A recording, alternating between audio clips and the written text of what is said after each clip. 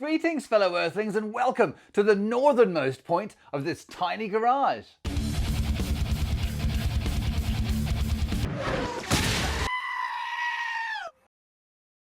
Prior to starting this project, like most people, if something broke on my car, I would take it to someone, and then I had two questions. How much is it going to be? And when will it be ready? Now, on this project, the idea is to try to go the other way and do as much of it as possible in this garage all by myself. Now, we did touch on some things that are maybe not a good idea to do by yourself for the first time in the blueprinting episode, and this week we're going to do a couple of those. Now, the first one relates to the pistons. If you remember last week, we cleaned the pistons, and that was really quite enjoyable, and they ended up being much cleaner. But the ring area, we had some stuck rings, and that dirt was really hard in there and difficult to reach. Now, subscriber Errol Fox suggested that I should vapor blast the pistons to make sure that they are spotlessly clean. Now, between you and me, I've been just looking for an excuse to vapor blast anything, and so here they are. Let's go! As fortune would have it, I came across CryoHeat on the Google. While I'm not sure what the whole CryoHeat thing is, I do know that they do vapor blasting. Now, the owner of CryoHeat is called Josh. Let's meet Josh. Hey, Josh LaHaye from CryoHeat, and we have a customer who has brought us some pistons out of a Porsche and 2001 Porsche C2 Carrera. Here is a piston that has been vapor blasted. And you can see the skirts have not been vapor blasted because we were ordered to actually mask off the skirts. I'm going to open up another one of these bags. This would be piston number 6. And I'm going to show you what the piston looked like before we actually did any work to it. So here's piston number 6.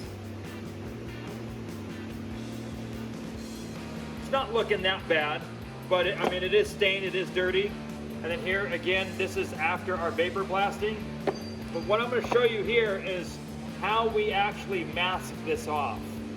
So we're going to be using Gorilla tape, the Gorilla duct tape. It works really good. It's crazy sticky. Making sure that we push on it really, really tight around the edges so the vapor blasting doesn't peel off the tape. We do run our machine at 130 PSI. And then everything else is proprietary beyond that. But yeah, the biggest air compressor that we can fit on this side of, well, northern San Diego, 30 PS or 130 PSI. We are running at 125 CFM, and it's a megalodon of an air compressor. All right, so here we go back to prepping this piston. I've already put the tape on this one, so I'm just gonna kind of give you a little bit of an idea of how we're gonna very carefully razor blade around the edge by not nicking the piston. What I like doing is taking this extra piece and then putting it onto the duct tape like this. So now when I cut this corner down here, I have something to hold on to, and it's not gonna be sticking to my fingers. When I use the razor blade, I go very gentle, and I don't go straight down. I actually do it like a real slow saw motion in one direction, and it has a tendency to cut the tape a lot better than just going straight down. So there you go, there's one end right there that's stuck my finger. Working with this Gorilla tape, masking multiple shafts or pistons all day long. It will literally pull your finger, your what's it called on your fingertips? Your I'm drawing a blank. Your thumbprint, your fingerprints. It will literally peel your fingerprints right off. So I'm not telling you to go rob a bank. But if you wanted to do some type of criminal activity, before you do that and get caught and go to prison for the rest of your life, maybe come into CryoHeat and we'll work you for a couple days with some duct tape so that all your fingerprints will be removed We will start you off as a green thumb, so basically you'd be making about $2 above minimum wage, but then you can go risk your livelihood and your freedom and maybe do some criminal activity. I'm not endorsing that whatsoever. I'm just having funny content, and hopefully this YouTuber who's got these Porsche Pistons will actually put that into his YouTube, because I think I'm funny, but maybe not everybody else does. There you go, just like that. And that is perfectly ready to go vapor blasted, so the skirts aren't going to be touched, and it'll end up looking like this one here. Piston number 1 goes in bag number 1. This is piston number 4, it goes back into bag number 4. This is piston number 6 that I showed you as a display. And I'll actually start doing the skirts for Jack, who's going to be vapor blasting these for us. And I got a few more pistons to go. We're going to get this vapor blasted for our customer. We'll finish it today, and all right, and away we go. What's so special about vapor blasting, you may ask? Well, it does sound very cool, and it also does sound like sand blasting. Now, with sand blasting, you're blasting sand with compressed air. With vapor blasting, you're blasting tiny, tiny plastic beads with water. So very similar in many respects. In contrast to sandblasting's aggressive nature, vapor blasting can be used to quickly remove ingrained dirt and stains from these pistons without causing any scratching or damage to the surface of the metal itself. I would have to say it's pretty satisfying watching the vapor blasting process, especially when it's sped up 1,000 times. Alright, next we get to go to a machine shop.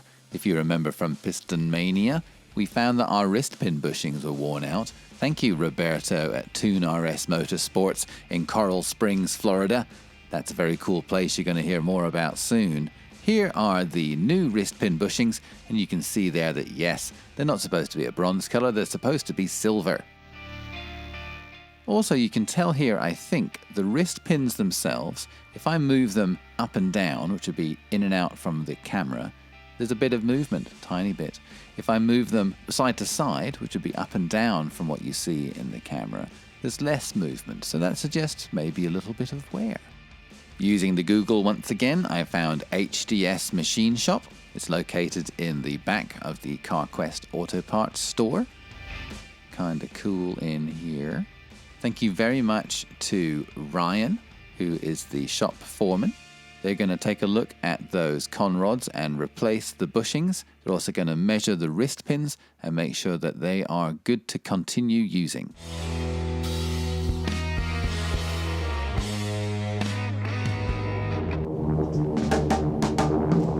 Do you know who I'm thinking about right now? Subscriber Michael Blake. If you're enjoying these videos and you'd like me to make more, the best way to tell me is to click that subscribe button. Unbelievably, it is now time to start putting things back together, starting with the crankshaft going back into the bearing carrier. Now, we can't just put it in there dry. We need to put some lubricant on there so that when we first start the engine and perhaps the oil hasn't fully had a chance to circulate through all of the engine parts, we need some lubricant there for that first turn to make sure there's no metal to metal contact. Now, I've been looking all over the place to try to find the best assembly lube on planet Earth, and it's been a struggle. And oh my gosh! Wonder Woman? Hey, Wonder Woman, what do you have there? It's 125 grams of Graphogen assembly paste. All right, Graphogen. Cool name. What is Graphogen? It's a colloidal graphite paste used to prevent metal components from rubbing and scuffing against each other. I mean, that sounds just like what I'm looking for right now. I've never heard of Graphogen. Would you mind telling us a little bit more about it? It was developed after the Second World War and utilized by leading engine manufacturers such as Rolls-Royce and Lotus sports cars. Well, if it's good enough for Lotus and Rolls-Royce, pretty sure it's good enough for the tiny garage. Now, I wanted to use it on my main bearings, Wonder Woman. What can Graphogen be used for? All internal surfaces and moving parts can be covered with a liberal layer of Graphogen. Oh, perfect. Sold. So how do you use it then? A liberal layer of Graphogen can be applied with a brush or just your finger. Well, thank you. Sounds pretty straightforward, everybody, right? Hey, Wonder Woman, would you mind showing us how it's done?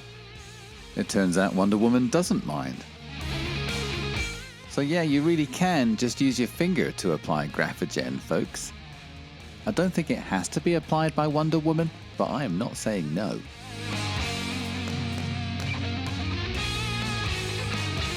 Any excess Graphogen will get squeezed out and washed away by your engine oil.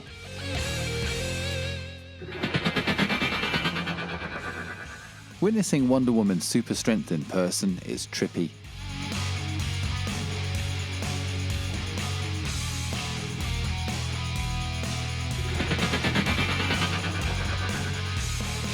Good trippy.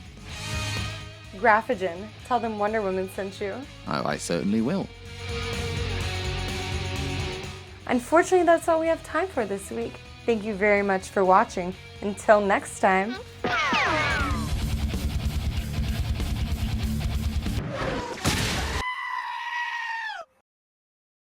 Is this rolling? Crankshafts and camshafts.